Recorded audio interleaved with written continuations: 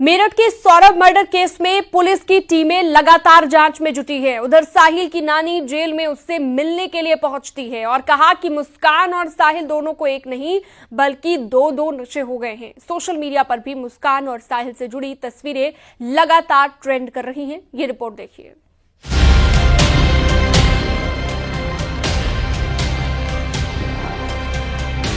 भगवान कसम सूर्य नारायण में बहुत दुख है। मेरठ के चर्चित सौरभ हत्याकांड के आरोपी साहिल से पहली बार जेल में उसकी नानी ने मुलाकात की। साहिल के लिए नमकीन और कपड़े लेकर पहुंची नानी ने सौरभ की मौत पर दुख जताते हुए कहा कि घटना बेहद दर्दनाक है। भगवान कसम सूर्य नारायण में बहुत दुख है। नानी ने कहा कि दोनों को दो नशे हो गए हैं। नशे के आदी तो दोनों ही हैं। दूसरी ओर आदमी को औरत का नशा और औरत को आदमी का नशा भी हो गया है। अरे मैं कह रही हूँ, मुझे अब तुम्हें यकीन नहीं आ रहा। इतनी बात मैं कह रही हूँ कि उससे ज्यादा लड़के का दुख कुछ नहीं करा। ये दो नशे हो गए, नहीं दो नशे हो गए। एक तो नशा खूब कर रखा था, एक आदमी को औरत का आदमी को नशा, ये सबसे बड़ा हो गया।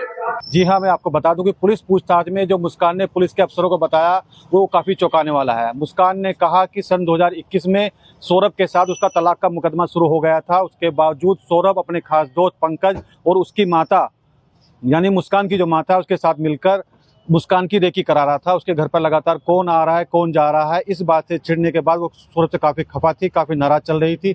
और नवंबर 2024 में उसने सौरभ को निपटाने का पूरा प्लान साहिल के साथ तैयार कर लिया था, जिसके लिए ड्रम दवाइयाँ सब कुछ तैयार कर ली थी। घटना से कुछ घंटे पहले सौरभ का जो खास दोस्त है वो सौरभ के साथ उसके घर पर गया खाना देने के बाद और खाना देने के बाद सौरभ और मुस्कान की काफ़ी हाथापाई हुई, लड़ाई हुई, झगड़ा हुआ। साहिल की नानी ने नियम के मुताबिक मुलाकात की पर्ची लगाई थी। जेल मैनुअल के तहत परिजनों को मिलने की अनुमति होती है और नानी भी इसी श्रेणी में आती हैं, इसीलिए उन्हें मिलने दिया गया। साहिल को जेल के भीतर अभी तक किसी काम में नहीं लगाया गया है। 10 दिन पूरे होने के बाद ही उसे जेल के किसी काम में शामिल किया जाएगा। उधर जेल में साहिल के बाल छोटे छोटे कटवा दिए गए हैं। उसकी नानी ने मुलाकात के लिए अनुरोध किया था, पर्ची लगाई थी तो उसकी नानी मिलने आई। देखिए, जेल में पहला काम होता है अनुशासन में रहना, और 2-2.5 फुट के बाल का कोई मतलब नहीं है। हालांकि उसने स्वयं ही इच्छा जाहिर की थी कि मेरे बाल जो कटवा दी जाए, तो यहाँ पर नाई उपलब्ध है, अन्य बंदों की तरह उसके भी बाल कटवाए। मेरठ में सौरभ के परिवार पर दुखों का पहाड़ टूट पड़ा है। कातिल मुस्कान और उसके बॉयफ्रेंड साहिल की रातें जेल के भीतर अब तन्हाई में कट रही हैं। फिलहाल पुलिस की टीमें घटना के सबूत जुटा रही हैं, जिससे कातिलों को कानूनी रूप से अंजाम तक पहुंचाया जा सके। निखिल अग्रवाल, न्यूज़ 18, मेरठ।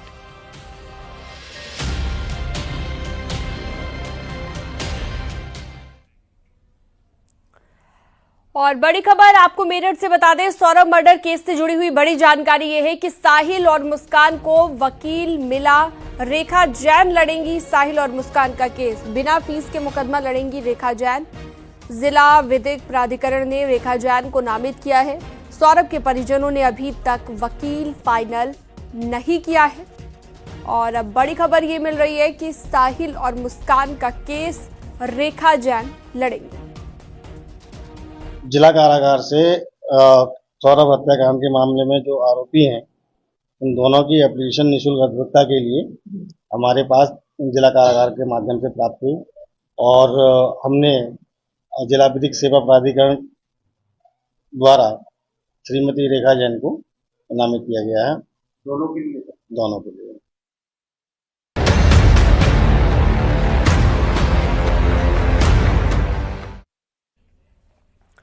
शाहजहांपुर में एक शख्स पर खून सवार हो गया। पत्नी से विवाद इतना बढ़ गया कि उसने खुद के हंसते खेलते परिवार में ही खूनी खेल दिखा दिया। 4 मासूम बच्चों की हत्या कर दी गई और खुद भी फांसी के फंदे पर झूल गया। पुलिस मामले की जांच पड़ताल में जुटी है। ये रिपोर्ट देखिए।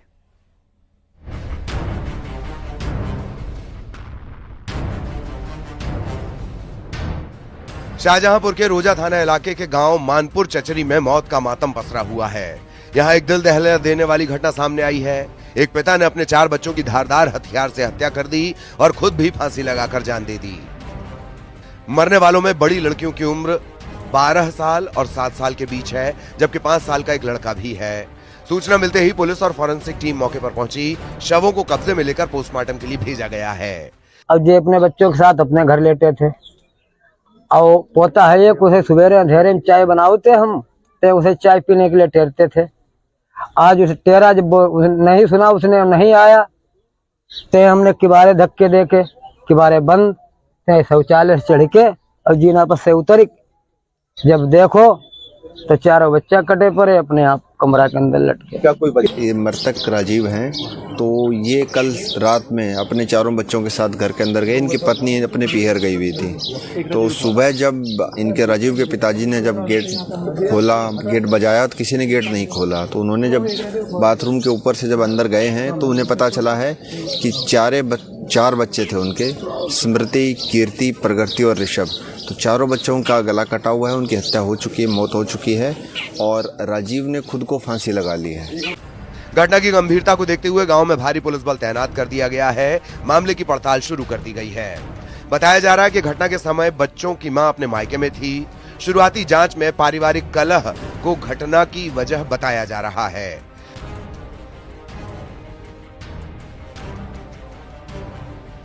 फिलहाल पुलिस इस बात की जांच कर रही है कि युवक ने इतना बड़ा कदम क्यों उठाया। परिजनों और पड़ोसियों से पूछताछ की जा रही है। मृतक राजीव कुमार एक्सीडेंट के बाद मानसिक रूप से परेशान रहता था। पुलिस सभी पहलुओं पर जांच कर रही है। ये रोजा थाने में ये गांव है।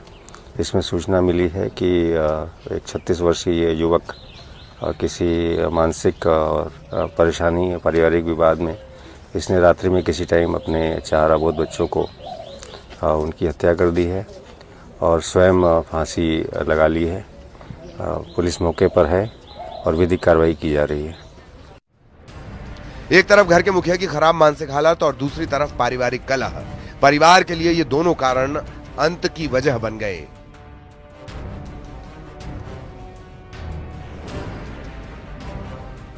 फिलहाल परिवार में अब सिर्फ राजीव की पत्नी ही बची है जो अपने मायके में है। देखना यह है कि पुलिस की जांच में घटना की असल वजह क्या सामने आती है। Bureau report, news 18।